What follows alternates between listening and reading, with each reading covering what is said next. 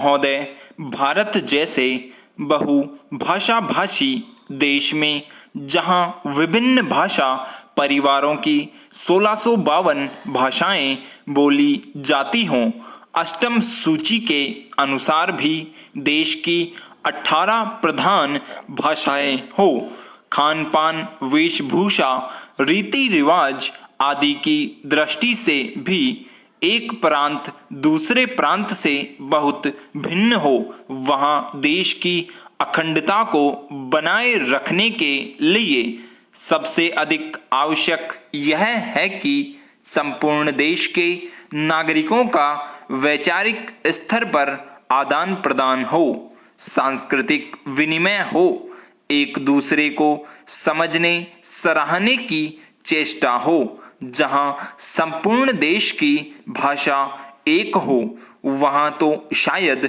उस एक राष्ट्रभाषा से यह संभव भी हो सके, किंतु भारत जैसे विशाल तथा विभिन्न संस्कृतियों और विविध भाषाओं वाले देश में अनुवाद ही सबसे सशक्त माध्यम है, जो संपूर्ण देश को एक सूत्र में बांधे रखने में सहायक हो सकता है। द्विभाषिकता का महत्व भारत में प्राचीन काल से रहा है। आज भी भारतीय जनसंख्या के सांख्यिकीय आंकड़े यह बताते हैं कि भारत में द्विभाषियों का प्रतिशत काफी ऊंचा है। कहने की आवश्यकता नहीं कि सभी भारतवासी सामान्यतः हिंदी या निकटवर्ती प्रांत की भाषा को दूसरी भाषा के रूप में प्रयोग करते हैं।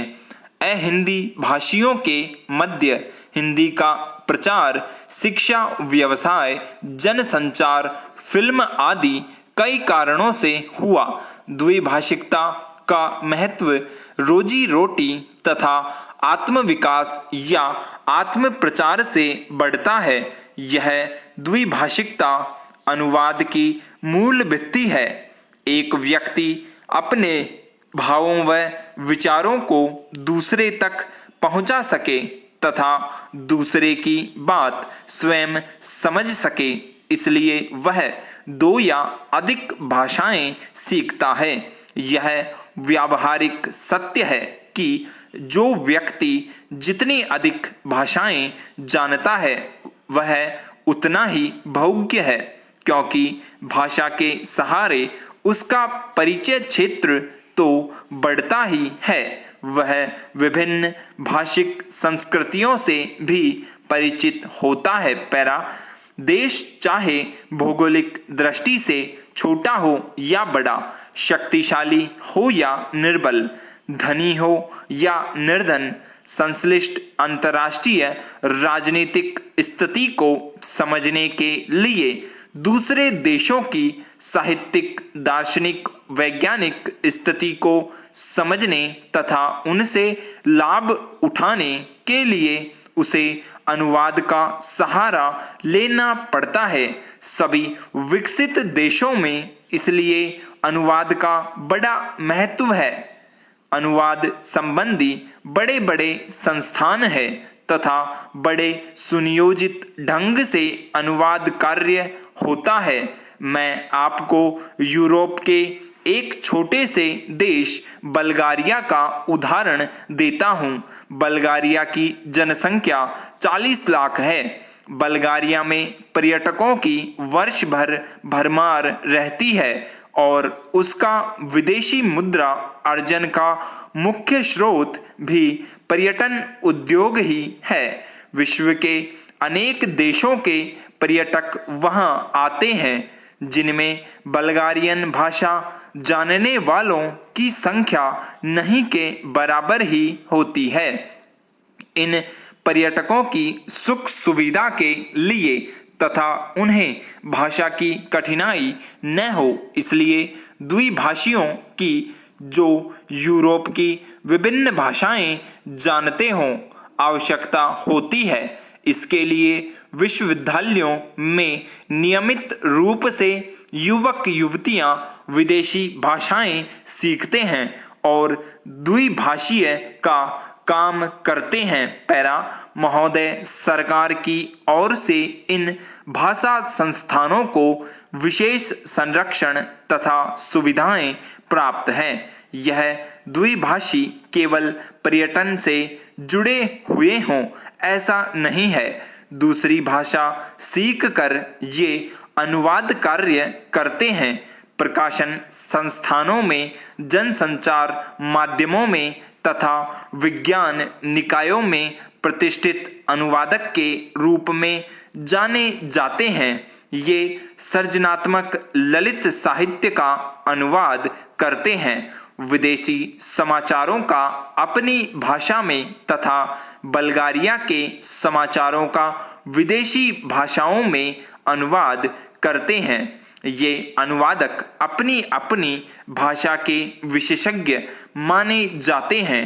यदि आप कभी बल्गारिया जाएं तो आप देखेंगे कि आप चाहे इनकी भाषा न जानते हों, किंतु आपकी भाषा जानने वाले आपको जरूर मिलेंगे।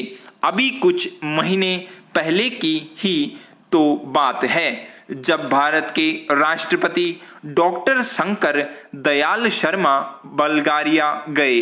वहां बल्गारिया वासियों ने हिंदी में उनका स्वागत किया और भारत संबंधी प्रश्न भी उन्होंने राष्ट्रपति जी से हिंदी में ही किए। भारतीय प्रतिनिधि मंडल के लिए यह सुखद आश्चर्य था। वस्तुतः अनुवाद या भाषांतरण उनके लिए व्यावसायिक अनिवार्यता है। यूरोप के अन्य देशों में भी यही स्थिति है। जहां विश्व में प्रकाशित किसी भी भाषा का महत्वपूर्ण शोध निबंध या कोई विदेशी चर्चित साहित्यिक कृति उस देश की भाषा में तत्काल अनुदित हो जाती है। पैरा इतिहास साक्षी है कि ईसाई धर्म के प्रचार में अनुवाद की भूमिका कितनी महत्वपूर्ण रही है। ईसाई धर्म के विश्वव्यापी प्रचार के लिए बाइबल के अनुवाद की व्यापक योजना बनाई गई। अनुवाद ने ही बाइबल को भारत के गांव-गांव यहाँ तक कि आदिवासी क्षेत्रों तक पहुंचा दिया। बाइबल के बाद सबसे अधिक भाषाओं में और एक ही भाषा में कई बार भगवत गीता का अनुवाद हुआ। भारतीय दर्शन और प्रतिभा को समझने की लालसा ने विदेशियों को प्रेरित किया कि वे गीता का अनुवाद अपनी भाषा में करें। आज विश्व की सभी प्रमुख भाषाओं में गीता का अनुवाद आपको मिलेगा। अवधी भाषा में लिखित रामचरितमानस भी देश और विदेश की अनेक भाषाओं में अनुदित होकर विश्व साहित्य का अनुपम ग्रंथ बन गया है।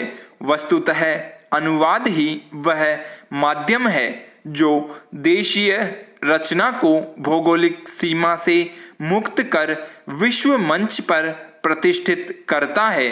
गीतांजलि की ख्याति का एक प्रमुख कारण उसका विदेशी भाषाओं में अनुदित होना भी है। अनुवाद दो भाषाओं के मध्य सेतु का काम करता है और दो संस्कृतियों को निकट लाता है। अनुवाद की नींव है दो भाषाओं का ज्ञान और उन भाषाओं पर व्याकरण और शैली की दृष्टि से ऐसा पूर्ण अधिकार कि अनुवादक एक भाषा भाव व विचार राशि को दूसरी भाषा में पूर्णतः इस प्रकार रूपांतरित करे कि पाठक मूल रचना की संवेदना से भी परिचित हो सके तथा अनुवाद पढ़कर उसे मूल का सा आनंद भी मिल सके। यही लक्ष्य अनुवादक के लिए समस्या उत्पन्न करता है और इसी में उसके कौशल की पहचान भी होती है। स्रोत भाषा का ज्ञान अनुवादक के लिए इसलिए अपरिहार्य माना जाता है। विराम स्टॉप।